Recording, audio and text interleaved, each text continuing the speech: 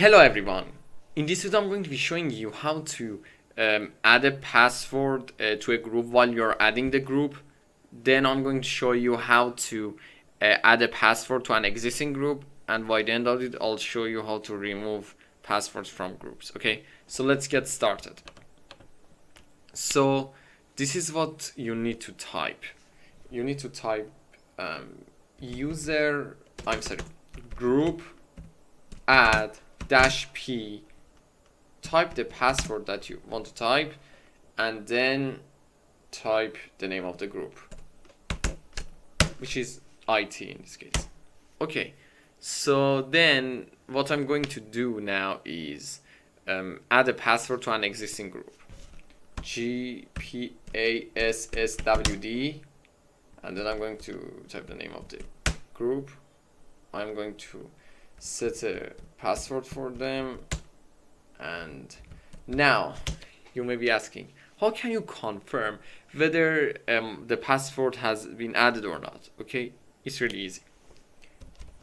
You type cat/etc/gshadow. Okay, let's scroll down.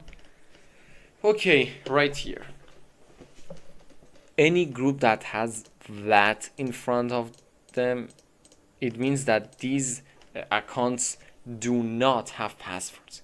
However, IT and sales do not have it.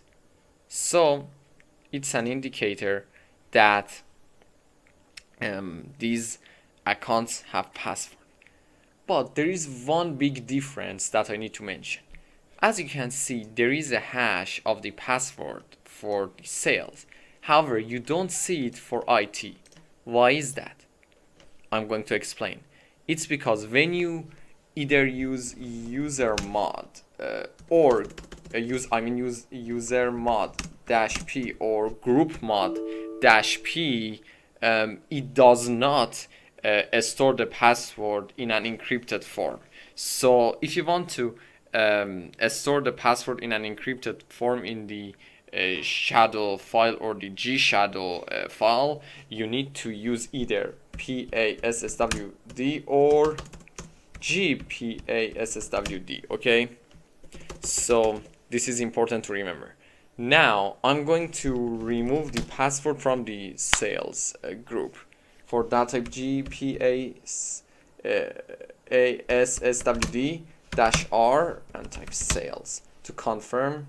I'm going to view the content of the gshadow directory, scroll down, and as you can see, the password has been removed.